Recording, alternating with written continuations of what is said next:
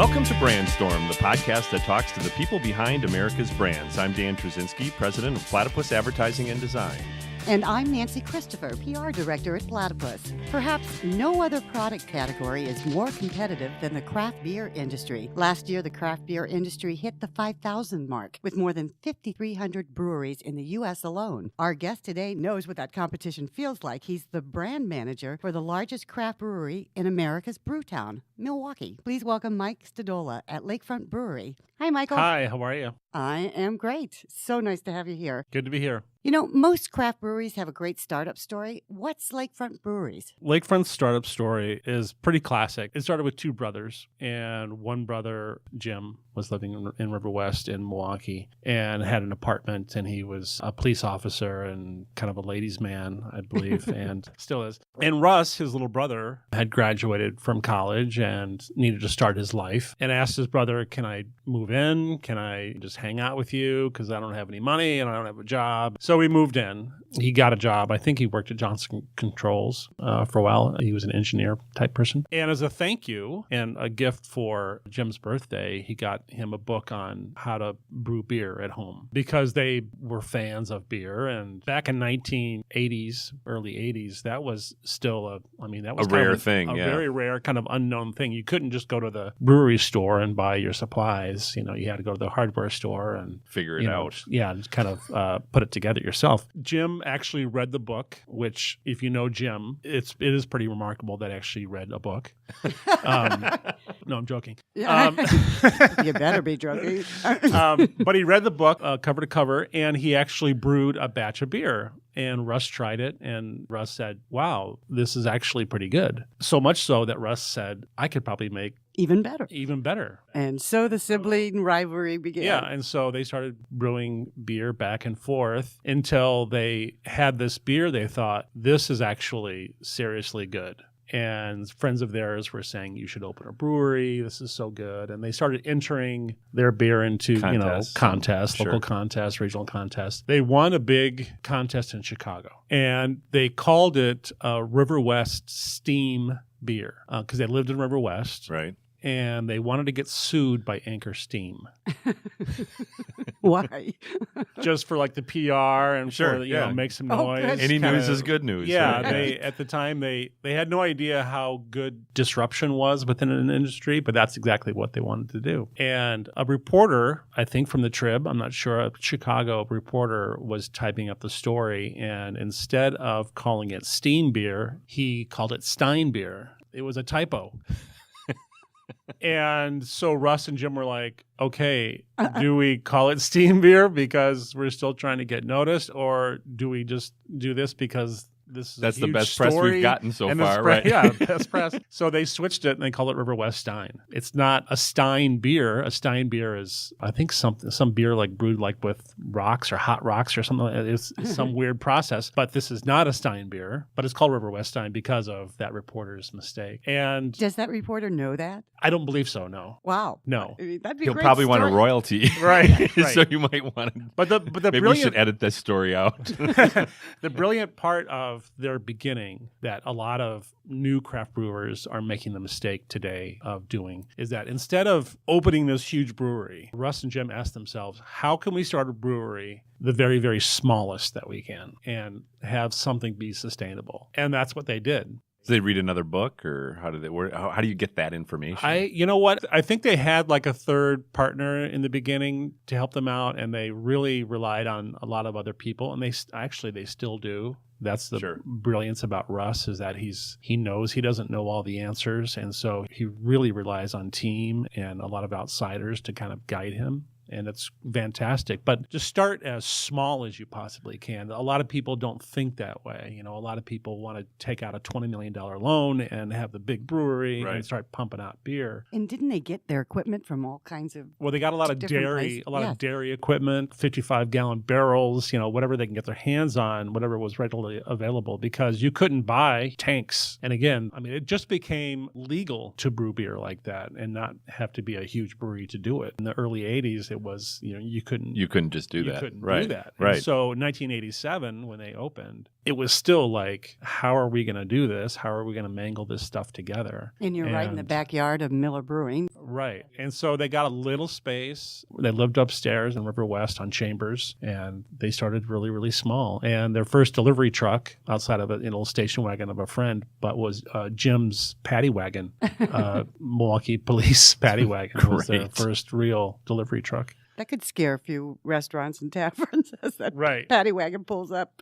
So with this being such a competitive space, how do you distinguish Lakefront Brewery from other brands? I would say 8 or so years ago, Lakefront didn't really know who they were. I mean, they were a certain way because of the people working there, because of Russ, Klisch, and Jim being at the helm. But they didn't really express that, as a lot of agency people would be able to see that pretty clearly, that they kind of know who they are, but they're not really acting like it. And so I actually, about 6 years ago, took them through a branding process where I gave like an all-day seminar and talked about values and benefits and how they connect with the consumer. And is it like a functional thing? Is their beer like so extraordinarily good? Which at the time was fairly inconsistent, but still for the most part it was good. Or did they connect emotionally, like through people just having fun at the brewery, having fun on the tour, which was actually very, very relevant. And so we took them through this branding process and we kind of boiled them down to their regular guy brand on the archetypal wheel. And they're all about being honest and being true and hardworking. And you could say that about a lot of breweries. You can say that about a lot of businesses at large, but they really, really embodied that. And they weren't really expressing that very well. They had some beers that were those neighborhood,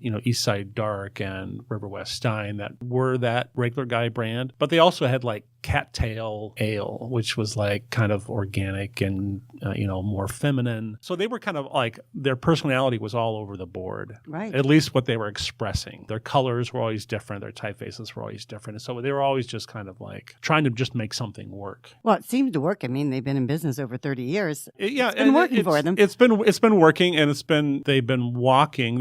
It's been going slow, which is fine, because that's exactly how Russ would have it, is a steady march. But yeah, once we branded them a regular guy brand and gave them a color palette and had, language wrapped around that, then, okay, now we know what to do. We know what makes sense and we know what doesn't make sense. And we came up with a core user named Kyle. And Kyle's 27. Kyle drives a Jetta, and he's a web development guy, and he's not married yet, but he's almost engaged. And so we developed this guy is your persona, yeah, as the core user, and they really, really clung on to Kyle. Like Russ would come into an advertising or design meeting, and we would present something, and the first thing he would audibly say is Kyle going to like this? Not that's great. Do I like that's this? Great. Yeah. So it was like they really appreciated it and really picked up on it pretty quickly. And we've thrown lots of things at Kyle over the years, and we still do. Although he's still our core user, but we're kind of being aware of what other segments that we are speaking to, and where are we not speaking to them, and what can be developed for that other segment. Well, customers and community, they're very paramount to the success of a brewery. How do you connect with community here in Milwaukee? Well, I mean, we are of the community by the names of our beers, River West and East Side. Yeah, they've got a geography component to it, right? We have a component that actually, there's a lot of things that you can look at it that actually work against us, because who in Minneapolis knows or appreciates River West? I think a lot of cities have East Sides, although in St. Louis, you probably don't want to go to that East Side. But there was a lot of very insider stuff happening. And I think the trick these days, the thing that we're trying to accomplish, is not only maintain ownership of Milwaukee, but also be relevant to Oregon and New Jersey. Yeah, because you're in a lot of states now. We're in about 35 that's states. wild. Yeah. And, and international. And China, South Korea just came on board, and they're nuts. Do you think that's because they like that Milwaukee experience? Well, I think it's, first and foremost, like American culture. Okay. It's American beer culture. It's also probably Milwaukee Milwaukee is probably kind of cool, within that culture. But yeah, we have an international guy that kind of tries to reach out and tries to hustle. And, we're in the Ukraine and we're in Sweden and That's crazy. We're the first or second best selling gluten-free beer in Canada. Yeah, new Grist. Yeah. And I have a lot of gluten-free friends, and that was even, probably 15 years ago when that became a thing, when celiac and all that stuff came out, they could never have beer.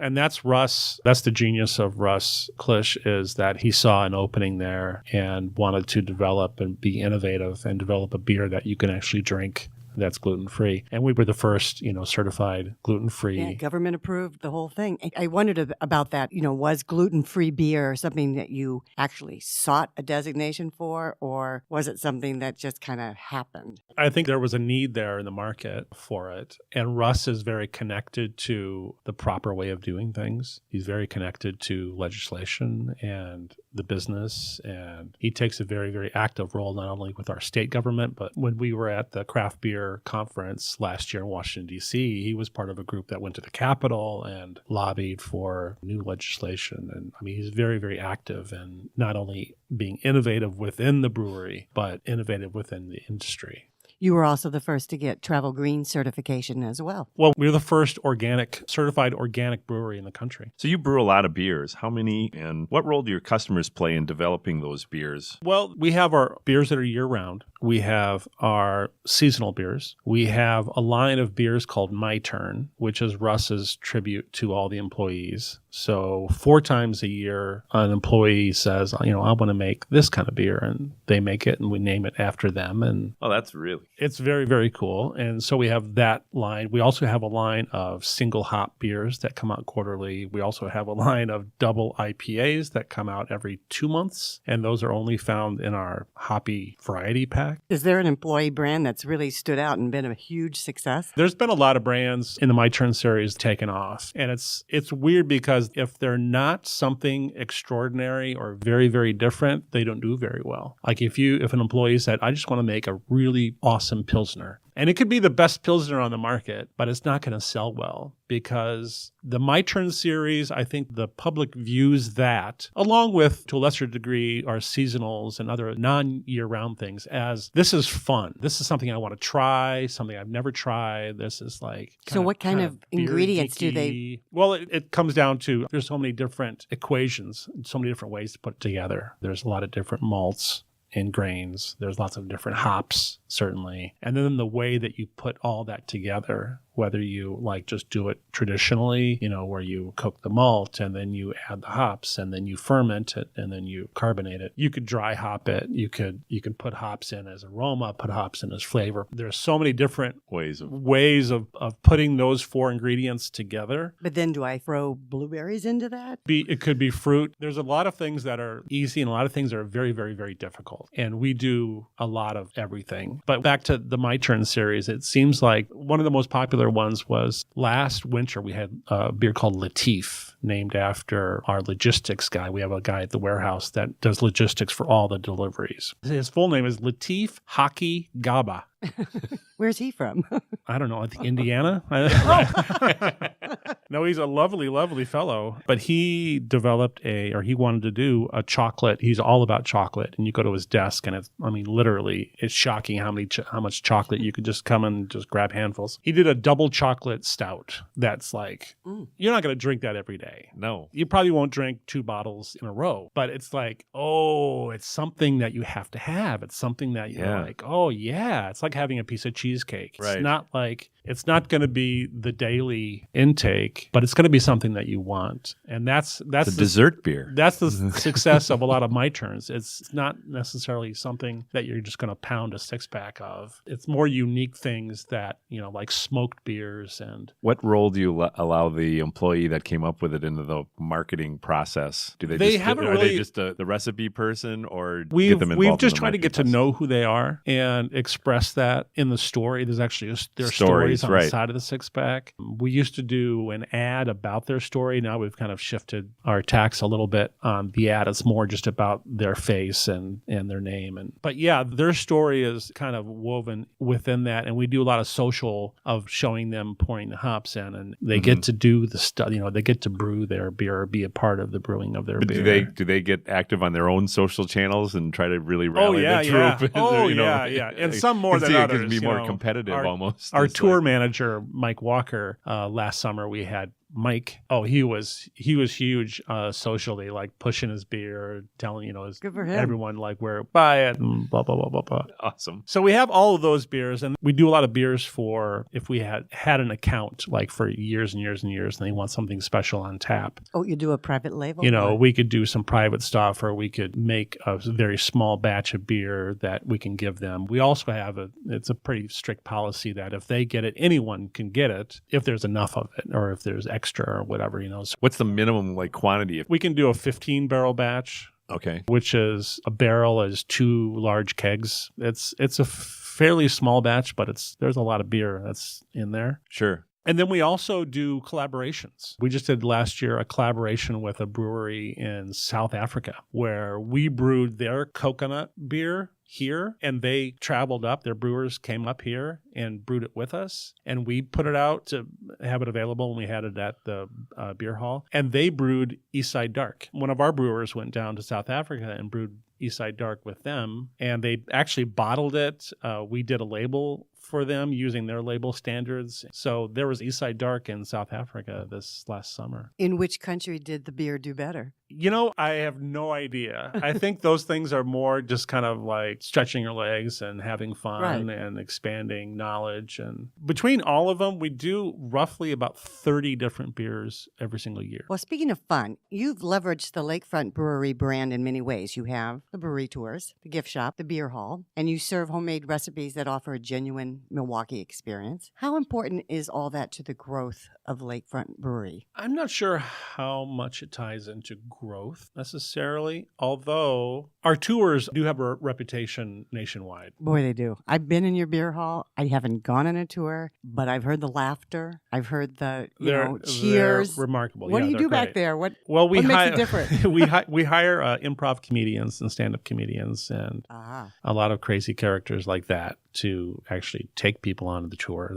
I think that's key, just to have a good time. We keep reminding ourselves we sell beer. People come here because they want to have fun, right? Not because they want to get anything accomplished. They don't have any goals when they walk in that door outside of this is going to be a good time. And so our tour staff is remarkable. There's about 30 different people, all comedians, all hilarious. Russ also gives a tour every Friday night at 4:00. He gives the green tour, right? Yeah, which is, if you go on it, it's funny and fun in that at one point in the tour, he points at some posters where we got certified organic, and that's the green part of it.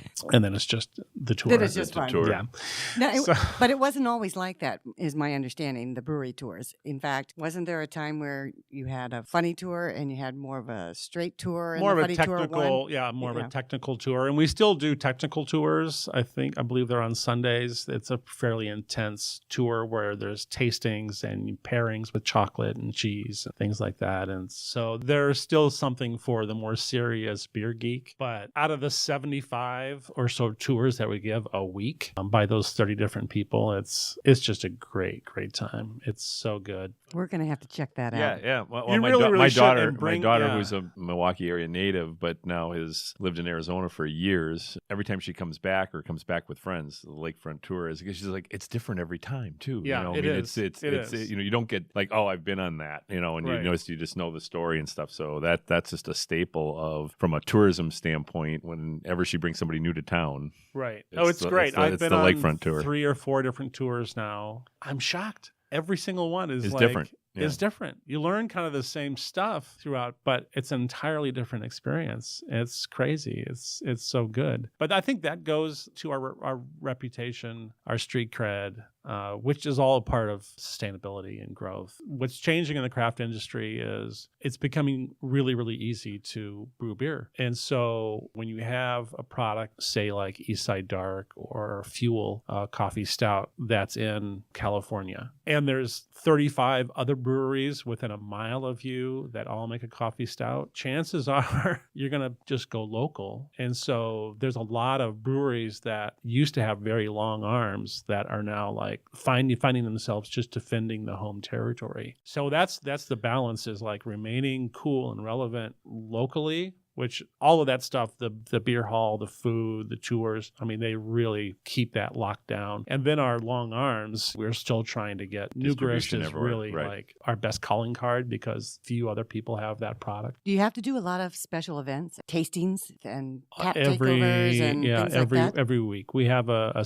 great sales staff. We have people in Minneapolis, full-time people in Chicago, and then people throughout the state that every single week they're doing tappings, they're doing events, we sponsor lots of things, and we're very, very involved. The grassroots of the business, that was the biggest surprise to me, that it wasn't all mass communication. Right. No, I mean, no, like the microbreweries, you're not going to have a Super Bowl commercial. Right. But you do some pretty crazy events. Why don't you give the listeners a flavor of there's craziest there's thing a lot of events to just draw attention. Every December, there's about 200 or 300, maybe up to 400 people that dress up as Santa Claus and ride their bikes all over Milwaukee drinking all day. It's called the Santa Rampage. And one of the places that they gather in the morning is Lakefront Brewery. That beer hall, we have a giant, giant, giant beer hall, is just spilling over with Santas.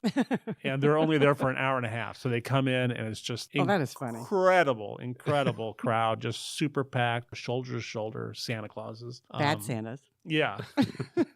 And that's a week after we sell a special beer on Black Friday called Black Friday. Right. Where this year we had 1,600 people in line from the day before, spent the night, people getting there at 5 a.m, at 6 a.m. And by the time you get there at 7 o'clock in the morning, you could be out of luck. Because you got a lot of press for that. The beer sells out before noon easily. I loved the free weddings on Valentine's Day. Oh, yeah, that's really cool. Who came up with that idea? That was great. Our tour guys are awesome. And it kind of came organically because, it's a bar. We sell beer. Again, people go there to have fun. And naturally, you're going to meet people. You're going to meet someone special. People have met historically on our tours. They're on the same tour together. They're laughing together. They're finding themselves standing next to each other. And it's like, oh, hi. And let's have a beer after. And we can get married here for free. Right. And it rolls to, they had their second date at the fish fry. They had their third date. And so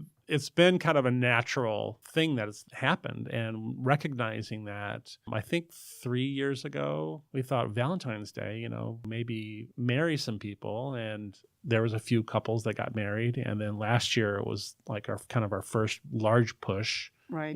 Out to the press and everything. And we got a lot of... About how many couples do you get every year? Last year, I imagine that's growing. I think we had about 20 or so last year, which is not bad. This year, I think it could double that because now we're doing Russ is actually performing a mass... The ceremonies?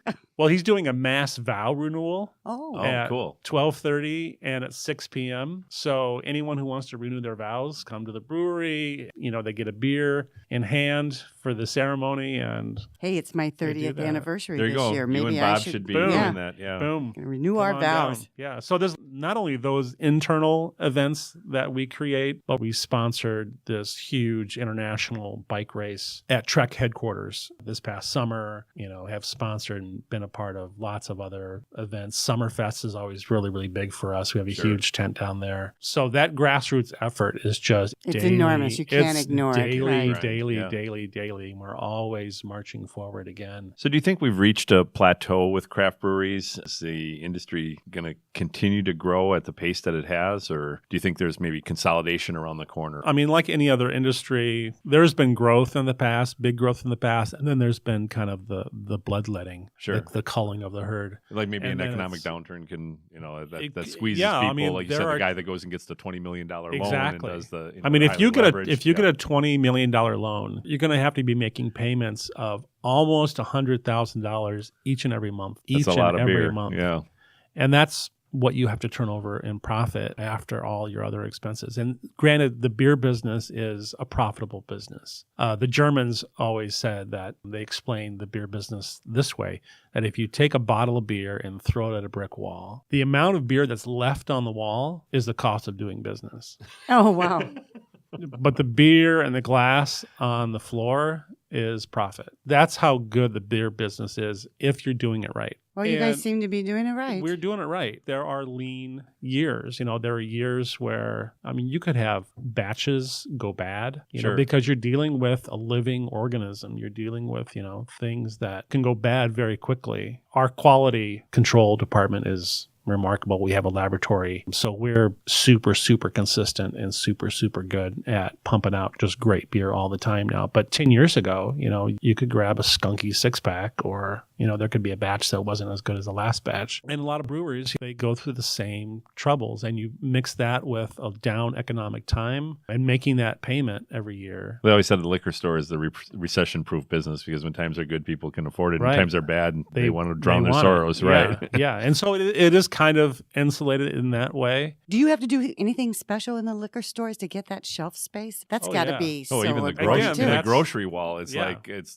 right. And that's part of that daily grassroots effort to just get in contact. And I explain it often as, those little paper chains that you make at Christmas that you put around the tree, the construction paper, glued paper chain. That's the business to me. So it's one long chain and things have to kind of move at a steady pace all the way through the chain, from ingredients and equipment to marketing and packaging, and everything's got to be timed. You need government approval, and that takes 4 weeks, and then you need a printer, and that takes 7 weeks, and then you need so everything's got to all work together. And then just getting the beer from the brewery to the beer drinker, the whole distribution network is so complex and very rigid in the way that they do business. It's been working for a long time. Oh, yeah. Right. Oh, yeah. A certain way, almost 100 years, since Prohibition. I think during Prohibition, a lot of the ways that the businesses run were kind of developed because they needed to work super efficiently and secretly and everything, that when Prohibition was over, those were kind of the standards that were set. And a lot of those standards are still around, surprisingly, where, you can do this, but you can't do that. There's a lot of ins and outs of the business where, again, that paper chain's got to move until you're appealing to someone walking into a store and looking at the wall and saying, oh, I want this one. You have to connect with so many different people and be appealing and being, profitable all along the way so that paper chain doesn't get smashed or doesn't get ripped apart.